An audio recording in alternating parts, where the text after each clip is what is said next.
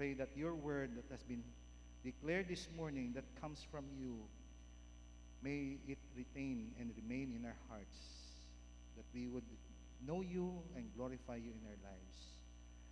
We commit to you our time together in Jesus' name. Amen. Pwede na kami makabalik sa paglingkod. This morning, as ato ang tema sa ato ang bulan karon, grace that leads to thanksgiving. In Luke chapter 17, verse 11 to 19, makita nato diha na si Hesus Kristo nag-ayo siya sa mga napulo ka mga anay mga sangla. Pero kung tan-awon nato, isa ra gyud ang nagbalik og nagpasalamat kay Jesus Christ. Now, kung tan-awon nato sa the record in the gospel, si Jesus Christ has been traveling throughout Israel, and iyang ginabuhat, not only he preached but he healed those people who come to him, ug iyang ginaayo katong ginadala kaniya. And imagine, di ba, unsa kay pagbati kung we were there during that time and you were sick. No, I don't know, there are a lot of, like Pastor Josler karon atong balan, and you were there and you've been healed. How does it feel to receive healing from the Lord Jesus Christ? Imagine. And maybe to some gusto nila, gusto gid kumuad to dito. No, kung naa lang si Jesus Christ, asa man siya karon, madunggan ako yung biyahian. Imagine how does it feel? Right? And imagine that the Lord Jesus Christ would touch or even would speak. And all of the disease, unsa atong mga pagbati nawala na. Can you imagine the feeling and the lasting effect that we would have nga atong na-experiensyahan, nga naa kitay ginaanto sa tibuok nato nga kinabuhi, and then we met the Lord Jesus Christ at His command, kita na ayo. You see, ang tanan nga mga balatian, mga sakit are both painful and devastating. But leprosy was one of the worst disease.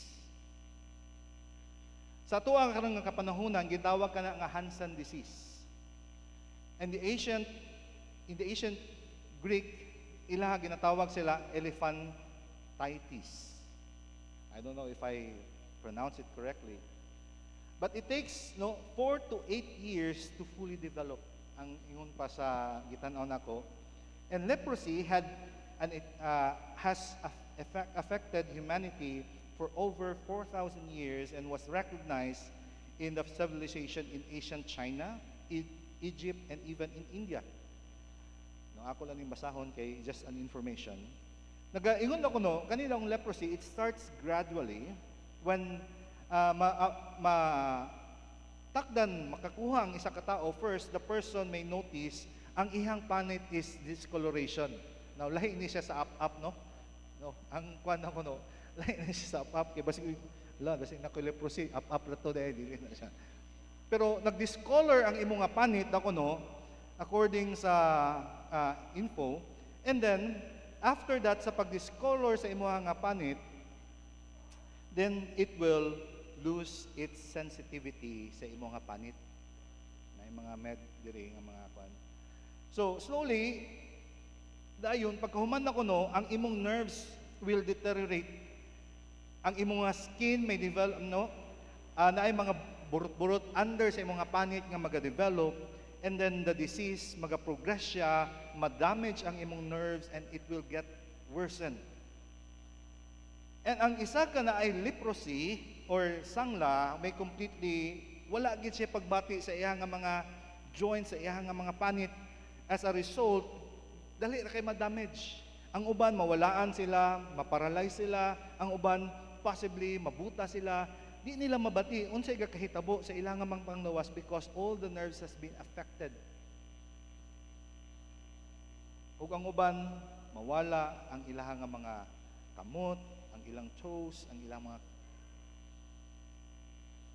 Ug nakakita ako ni ini way back when I was intern in Coron, Palawan, na ay mga kuan dito na may isa ka area dito na yung mga sangla. Luoy sila. Wala na ang ilang kuan, wala sila pagbati. So, mo ka na ang leprosy. Now sa Israel pod, ang mga naay mga sangla, ang ginabuhat sa ilaha, kung naa mo lugar, for example, sa Malaybalay, naa mo yung isa ka camp na koral, ang ginabuhat, kung naa kay sangla, di ka pwede magpuyo sa isa ka lugar, sa inyong balay, kundi i-cast out ka, gawas. So dito na ka sa border, nga where the entrance of the gate, and you will be cast out from the society and to wear torn clothes. Dili dapat limpyo, dapat mailhan ka nga ang imong sinina gisi-gisi, dili sa pwedeng nakahinapay ka. Di ba? Kung kita magsakit usahay, ganahan ta plaster ato ang buhok. Pero sa ilaha, kung na kay sangla, dili dapat nga ang imuha nga buhok nindot, kung dili imong bungkagon. Ug naay tao gali nga mag-aabot, magsinggit ka na ako'y sangla, leper, magpabalugi ka. You will be cast out in the society. And they should cover, no, sa tibok nila nga ilang lawas. So the leper live in their own colonies, no, mag-uban na sila diha nga mga area, and where naay mga traffic ways nga dito sila makapangayo og hinabang.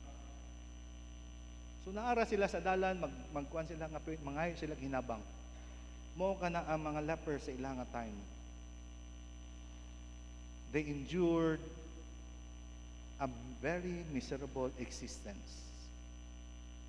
Uy, kayo. Naara sila sa gawas, they've been cast out. Ug wala na pwede makaduol sa ilaha, kundi mga ilang sila alms, mga sila hinabang. Kaya di man sad sila pwede makatrabaho. Wala man sila mag-hire sa ilaha.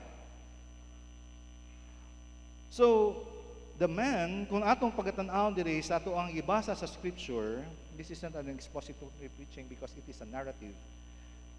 We will just take a look at some principles that we're going to learn later. Now, ang kaninga tao nga naayo was a Samaritan diri sa atong gibasa diri. And mind you, a Samaritan is a very despised, no? Despised ni sila from a society of the Jewish society, the Israelites. They were half, so they are despised. But a group, no, kani nga Samaritan, a group whereby dili ganahan sa mga Jew, sila ginatreat sila as dogs, but this leper does. Kung atong pagalantaw, not only nga despise siya sa mga katawhan sa mga Jew, tungod kay Samaritan siya, duha pa gyud kay, of course, kay Samaritan ka, you are also despised. Pero kung atong pagatan-aw diri, he was in the company of 9 Jewish lepers. Nag-uban sila. Siguro, kay tungod kay ang severity sa shame associated by leprosy, it was able, no, to cover up any racial and social distinction. So wala na nagkuan na ang mga leper kay tungod kay lisod na, cast out na sila. So wala na sila any distinction that time kay tungod kay nagaanto sila. Now, mag-aadto kita sugod karon sa passage nga atong gitan-aw karon. Starting in verse 11 to 13, ang pulong sa Ginoo diri, as Jesus continued onward Jerusalem, he reached the border between Galilee and Samaria. As he entered a village, there 10 men with leprosy stood at a distance, crying, Jesus, Master, have mercy on us. Now, kani ang napulo ka mga sangla, nagatindog sila from afar, kay base sa ilaha nga balaod, nga dili sila pwede sa magduol. And they were near the city gate, and they were sama sa ingon nga kani mga lepros na sila sa traffic wayside, nga naay daghan tao mag-aagi, pero at a distance they would pronounce. Ug kani sila na sila aning city gate, and there is no question that they had heard sa mga miracles nga gibuhat ni Jesus Christ. Kabalo sila nga naayo si Jesus Christ nga leprous man. Nakabalo sila unsa ang gibuhat ni Jesus Christ. Busa sa ilang pagkakita ni Jesus Christ, they have heard the healing of the Lord Jesus Christ. Unsa ilang gibuhat? At a legal distance of 100 yards, ingon sila, Master, have mercy on us. Master, have mercy on us. So unsa may reply ni Jesus Christ? When sa pagkadungog, they cried. Jesus simply respond, "Go, show yourselves to the priest." Mora na ang command. Na kung ikaw, ibutang nimo sa imong kaugalingong nga tiil, ikaw na kay balatian, nakadungog ka unsay gibuhat ni Jesus Christ. Kadungog ka nga siya nakaayo gyud. Ug nag-ingon si Jesus Christ, "Okay, go, show yourself to Pastor Ruel." Ato dito sa simbahan. Unsa imong buhaton? Kay gusto ka maayo, of course imong yung buhaton, di ba? Mao gyapon ni ang gibati sa mga, like for example karon, di ba, naayan lang tayo madunggan nga maka-cure og cancer. Ang uban nga mga tao na mga kuan dito, ilang atuan gyud, mobiyahe gyud sila. Tungod kay gusto maayo, walay tao nga gusto maayo nga walay buhaton. Nasa sila nadunggan nga maayo, nasa sila nadunggan nga mga makaayo, ang mga tao mong biyahe. So this leprous man, pagkadungog nila kay Jesus Christ, "Go show yourself to the priest," of course, they want to be cured, so they obey any instruction that nga naghatag sa ilaha nga naay paglaom. So kaniya napulo ka mga sanglahon, they probably, nagdali-dali siya and began to walk away in the direction opposite to the Lord Jesus Christ.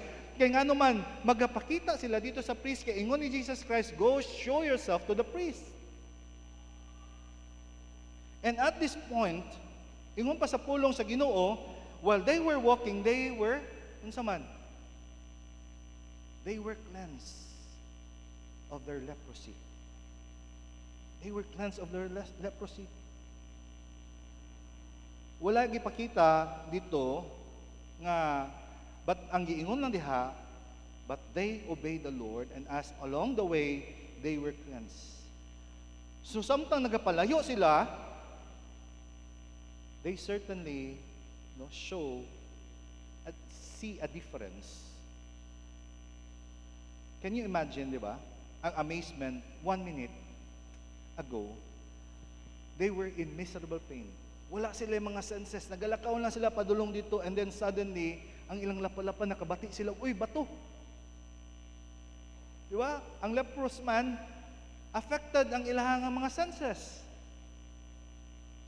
As they walk slowly, nakabati na sila. Nagbangga sila, "Uy, nakabati ko ato sa akong kauban, banggaan ako yung kamot."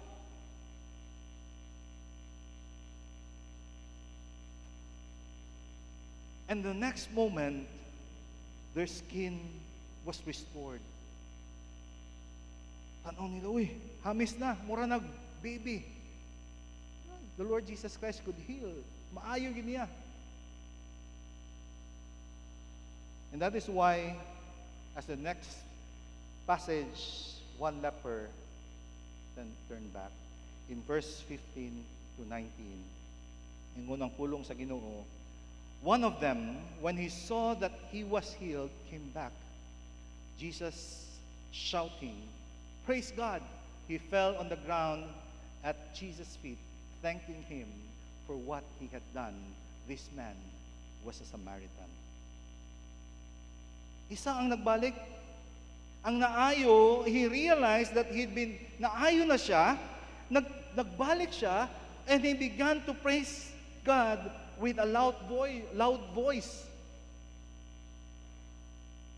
Duha ka butang atong makita diri. Una, ingon pa diha, with a loud voice. Now, isa po dakuno sa apekto dakuno sa isa ka tawo nga naapektuhan sa leprosy, maapektuhan ang ilang nga tingog.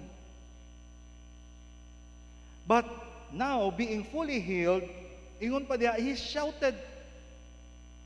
He shouted. Secondly, makita nato that he glorified kinsa man. He glorified God. Praise God. Praise God. This man has been healed. He understood. Nasabta niya nga kani si Jesus Christ, dili lang siya tao, kundi dili Ginoo.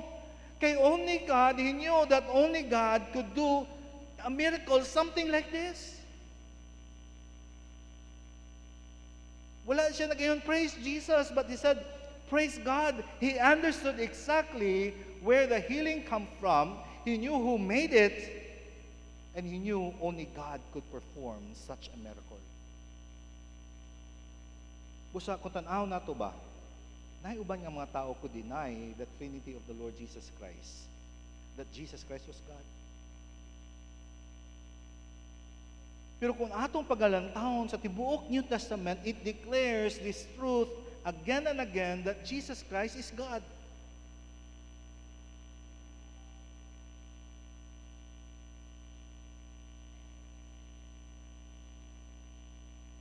Why? Makita nato sa verse 16, nga ingon diha, he fell on the ground at Jesus' feet. There are instances, the Apostle Paul, there were people falling on the ground at their feet. But the Apostle Paul, Peter, ilang gipatindog-tindog, parihara ta tao. But this time, the Lord Jesus Christ accepted the man's worship. Gidawat niya. Why? Because He's God. If you were a good teacher, and you understand that God is only to be worshipped and be praised, of course, kung naay tao nga magluhod-luhod sa iyong matubangan, ayaw gyud ka na ipaluhod. Kaya ang Ginoo ra gyud dapat simbahon.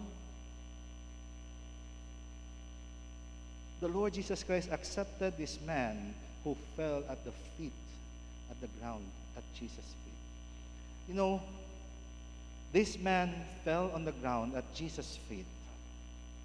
This is a gesture of deep humility, reverence, and submission. Sa unang kapanahunan, to fall at someone's feet, falling down on someone's feet, is a sign of recognizing the superiority, authority, and the divine. It was an act reserved for kings, master, or deities. But kani, ang leper isn't just casually saying thank you, but rather, niya nga action is a form of worship. Ihang gi-acknowledge that the source of healing is not because Jesus Christ was skillful healer, but rather, ihang gi-acknowledge that Jesus Christ is God. Ang iyang gahom, gikan sa Ginoo.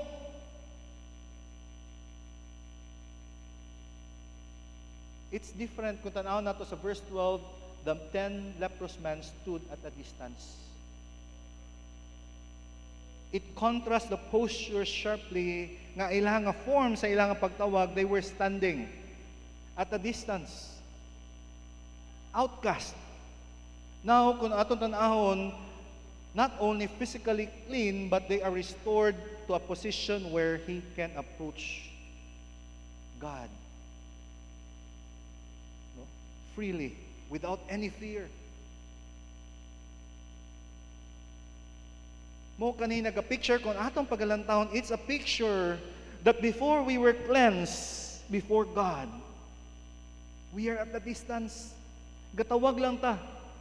But now we are healed, naga-picture out that we have now this relationship through the Lord Jesus Christ, that He has blessed us and we can come to Him without fear and with humble worship, with heartfelt gratitude.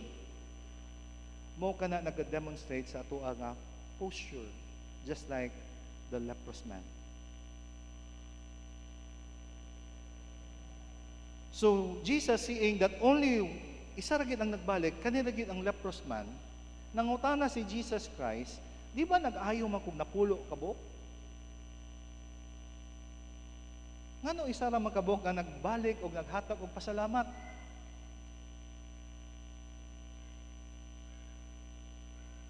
Ug kabalo kita, ingon pa sa pulong sa Ginoo nga kadto ang kauban atong Samaritan were Jews. Because Jesus called the man stranger.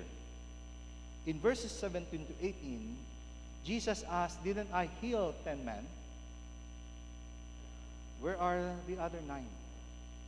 Has not one returned to give glory to God except this foreigner?"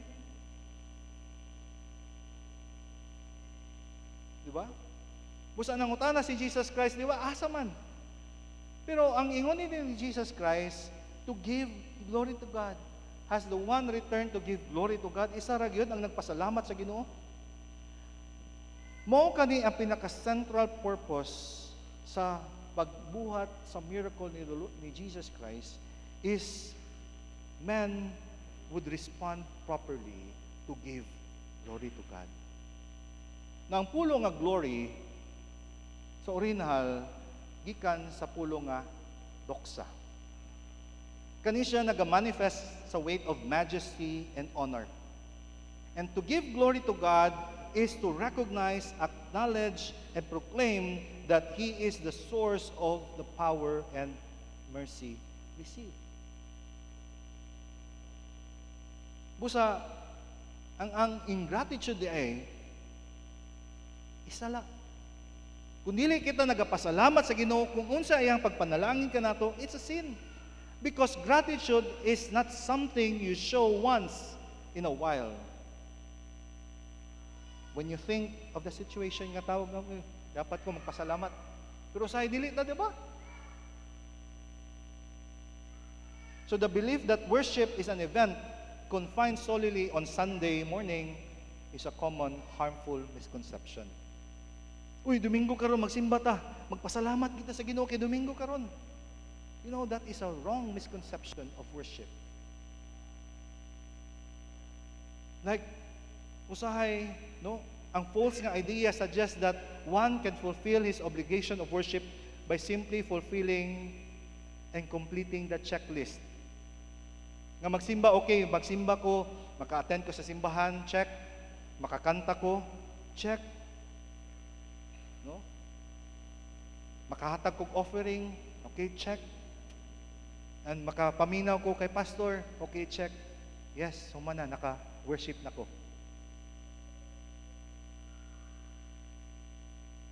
This is a narrow, transactional view. It fails to recognize that biblical worship is continual lifestyle that extend into every day of the week. Because true worship is not an event, but a life defined by continuous, heartfelt gratitude. Igsuon ang pag-ani sa simbahan, atong ginauna nga worship na, and the rest of the day is not worship, then you have the misconception of worship. Kaya ang ato nga pagsimba sa Ginoo, dili lang sa isa ka event lang nga panghitabo. Tungod kay Domingo karon nagapasalamat ko sa Ginoo. But it is a heartfelt, it is continuous heartfelt gratitude for what God has done in our lives. Busa kung ato pagkatanaw nga gipakita aning Samaritan was a sign of his character and spiritual condition. He had truly been spiritually reborn, nga siya ginakaila kay Jesus Christ, nga ang iyang action, ang iyang attitude nagapakita that ang isa ka tao gyud ay that has been truly encountered the Lord Jesus Christ, that has been born again, can understand what it is. What is a true spiritual act of worship? Usahay, ang usa ka tao, kung makuha na gali niya iyang gusto, usahay dili na makapasalamat, di ba? Mawala na. Nangayo sila sa Ginoo, wow, grabe kaayo, naagit sila. Simba sila, tanan nga activity sa church, naa sila.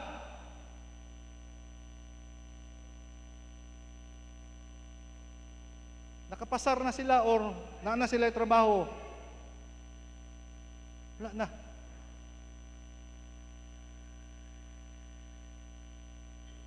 It is a continuous, heartfelt gratitude. Igsuon. This leprous man, nangayo siya, Lord. Pagkahatag na siya, nagbalik siya. Nagpasalamat sa Ginoo. Verse 19, and Jesus said to the man, stand up and go, your faith has healed you. The man who was sick was made whole. The leprous man that was sick was made whole. Because real encounter with Jesus Christ naturally produces continuous state of thanksgiving. Ang ilahang mga kasing-kasing nag-aapaw ang ilang pagpasalamat sa Ginoo. They express that gratitude by obeying God and by engaging in an appropriate duties. Unsay tawag sa ilaha ang kaluwasan. Unsay tawag sa ilaha nga naa na sila relasyon sa Dios. Sama sa akong igon ganina, daghan nga mga tao nagprofess sila nakaila sa Ginoo, they know the Lord Jesus Christ, but later nawala sila sa ilang pagsalig and become complacent. Daghan nga mga nag-profess nga sila nakaila ka Jesus Christ. You know, let me tell you, ang baptisan bitaw, kung nagpabaptize ka diri, you are professing your faith in the Lord Jesus Christ. Nagpadayag ka nga nakaila ko sa Ginoo. Akong ginapasalamatan siya sa akong kaluwasan. You know, dili ni Kwan, all of us can relate to this. Ako sa una, human sa baptize, wala na ako nasabtan. Pag human ako baptize, wala na ako na-active sa church. But we have to understand, brothers and sisters in the Lord, we need to understand that when we go through the waters of baptism, dili lang sa baptism ta magsugod ni ana, but bisan sa atong pagkaila sa Ginoo dapat nga atong masabtan nga dili lang humana. Luwas na bitaw ko. No.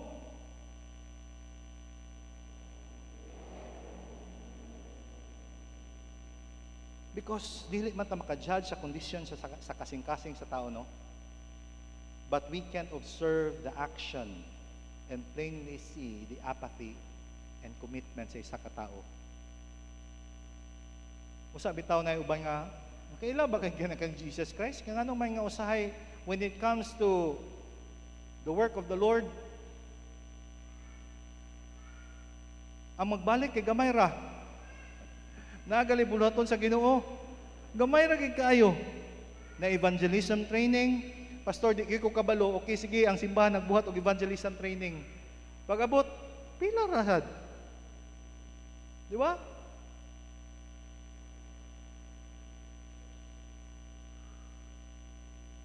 You know, pangutan na pastor, in what way man di ay makapakita ko sa akong gratitude to the Lord?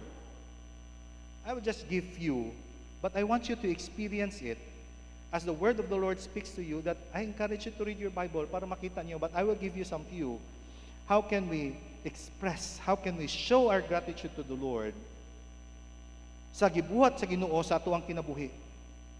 Number 1, in 2 Samuel 22 verse 15, ingon pa sa pulong sa Ginoo, therefore I will give thanks unto thee, O Lord, among the heathens, I will sing praise unto thy name.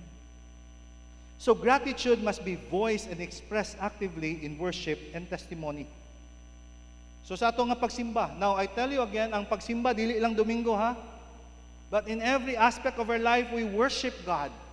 We acknowledge Him. We praise Him for who God is. So mapasalamatan kita bisan unsa nga circumstansya. I think balik-balik naman na karon nga bulan about sa pagpasalamat.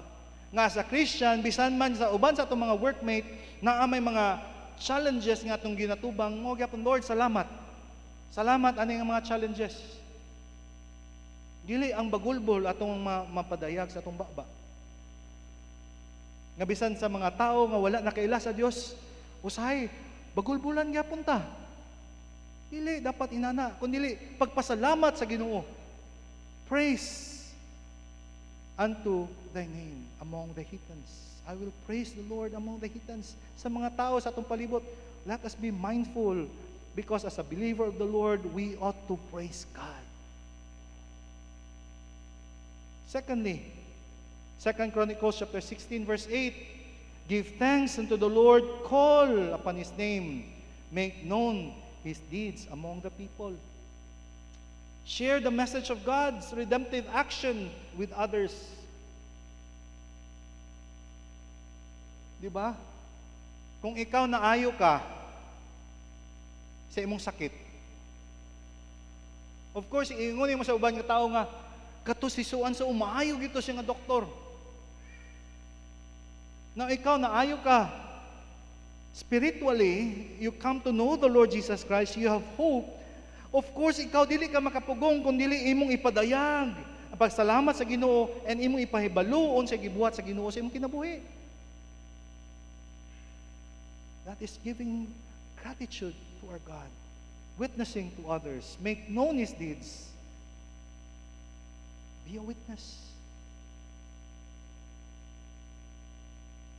Thirdly, give thanks. God has given us, each of you, a gift from His great variety of spiritual gifts. Use them well to serve one another. Employ our talents. Use our talents, our abilities, the resources that God has given to us for the benefit sa ato ang mga kaigsunan sa church and even kung asa man gamiton sa Ginoo. Yatagan kag gasa, tagaan kag teaching, use them. Teach others to know the Lord Jesus Christ. Pastor, gitagaan ko og na ako'y time magamit nako, pastor. Gusto na ako magamit, pastor, nga makadisciple ko sa uban, but I don't know. Help me. We love to accept you and teach you. May igsuon, daghan kitag mga groups, daghan kitag mga Bible study groups nga kahitabo during the week. Probably there are some who approach you, my dear brothers and sisters in the Lord, be responsive. Sige, pastor, mag-appeal ko, tagaan akong time. Praise God for those people who made time.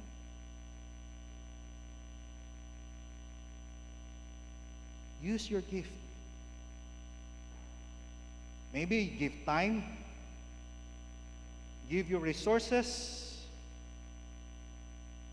even money freely, no? Imong hatag nimo. Apit na tong Thanksgiving, di ba? So wala pa napuno atong mga fruits dito. Kung maulaw mo, then just approach. No? Ulaw mo sa iyong pangalan dito, just approach some of our committees sa Thanksgiving. But dili lang na may tabo sa atong Thanksgiving mga igsuon. Ang Thanksgiving, it's just once a year. But God calls us a continuous gratitude to our God.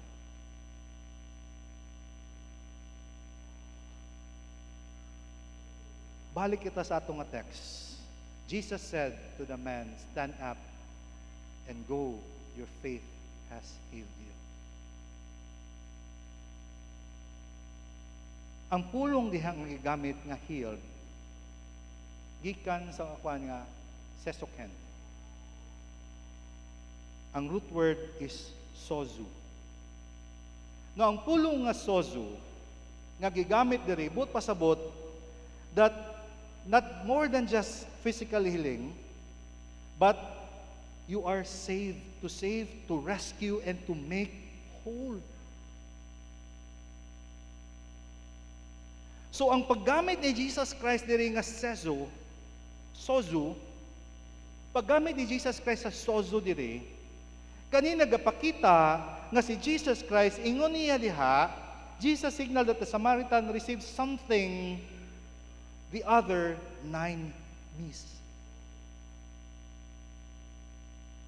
Because the other 9, they receive medical treatment, naayos sila, they've been cured. The one who returned in faith and gratitude, they receive salvation, wholeness. Busa ingon ni Jesus Christ, stand up and go, your faith has healed you.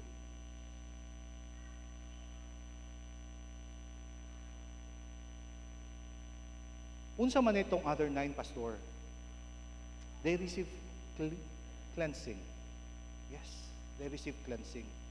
The 9 leper received everything they asked for. Their bodies were physically restored. They demonstrate just enough faith to obey the initial command to go to the priest. Some would say that these 9 who receive cleansing, they have a self-centered faith. Self-centered faith. Nag-focus lang sila sa ilang own physical benefit and they could move on with their life. Makadawat ko kay Jesus Christ, okay na. Total palangit naman ko. Member na ko sa church, okay na. Member na ko diha. Ano mo pwede na mo makakuan sa Bethel Cemetery. But they were technically freed from their physical disease, but remained spiritually bound. Naagyapon sila, bounded gyapon sila sa mga kasalanan, that they continue to live a life that does not give honor and glory to God.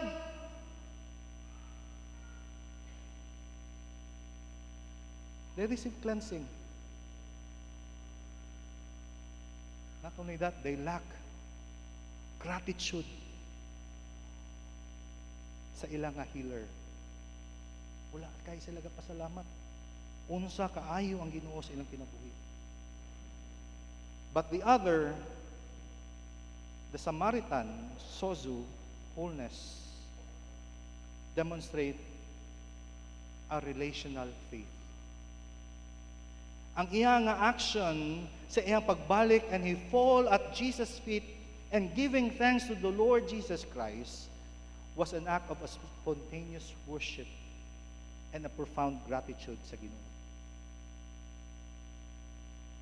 His deep gratitude proved his faith was genuine, seeing the gift as coming from a divine source rather than just miraculous functionary.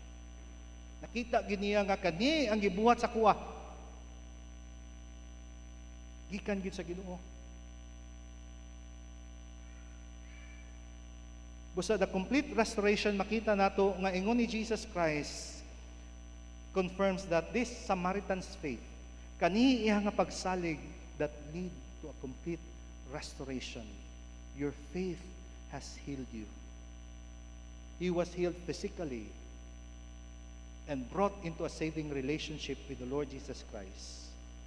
And that is why he was made whole. Atubangon sa Ginoo. Igsoon, true faith is not merely seeking benefit, but returning in thanksgiving and acknowledging the source of blessing. It transforms a temporary cure into an eternal state of grace. Busa ang atuang nga pag-iladi sa kay Hesukristo, dili lang kutob nga nailhan nato si Jesus Christ. Ana ang pagpadayon sa pagpasalamat sa Ginoo that would lead us to acknowledge nga salamat Ginoo sa ako nga kaluwasan. Nga ako sa matag adlaw I have hope in the midst man Ginoo sa unsa man ang panghitabo karon with all these things. The circus of this world, sa ato lang nga daan nga nasod. But I know, I thank you that you are sovereign in control, Ginoo. Na isa ka, ako nabasa, sa isa ka pastor, sa isa ka article, ingon diha that ang isa daw ka couple, couple nga naghatag sila og kwarta, a sum of money for a memorial, no, a memory sa ilang anak na namatay sa gira kay sundalo ilang anak. So ingon sila that they were grateful. Let me just read. They were grateful to the Lord for His salvation, that the Lord had given them such a wonderful son. So naghatag sila kwarta. So ang pastor, nangutana sila that if they wanted to tell the congregation that they said they should nga unsa man okay ra ba nga akong ipahibalo ang congregation nga si Mr. So and so naghatag sila amount for a memory sa ilang anak kay nagpasalamat sila sa Ginoo sa ilang anak. Nag-agree ang mga couple. Okay. So after that, na po dayon after the service, after pagka-announce dayon sa church, another couple, ang husband ingon sila nga, unsa ka ba nga kita pod maghatag ta, honey, maghatag ta, let's give an offering to the Lord for our son. Ug nagreply ang Mrs. Dakuno, what? Our son is alive. Our son is still alive. The father replied, honey, what's my point?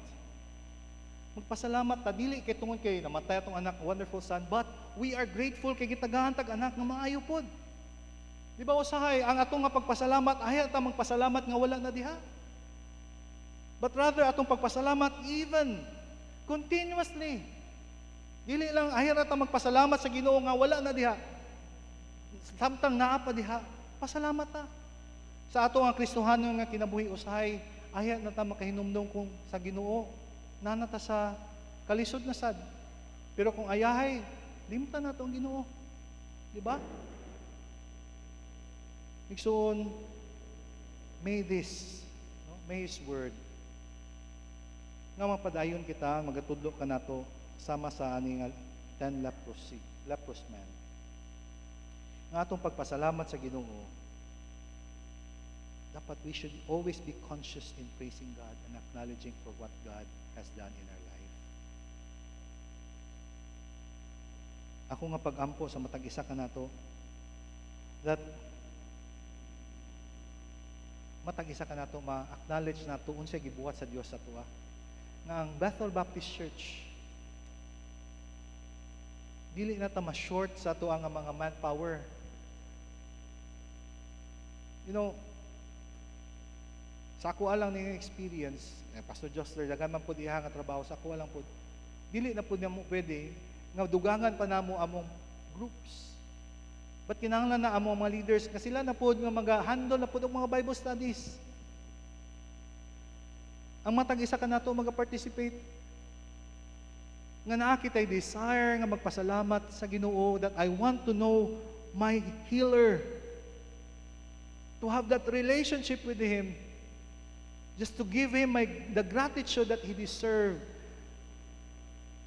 Nga dili lang igsuon nga atong ginahatag atong pagpasalamat sa Ginoo only Sundays. But the rest 6 days, wala gyud nato gaka pasalamatan ng Ginoo. No? And I hope that you'd encounter more sa pulong sa Ginoo sa inyong pagbasa. Nga makita pa nato, Lord, how can I give thanks to you? How can I show my gratitude sa imong gibuhat sa akong kinabuhi?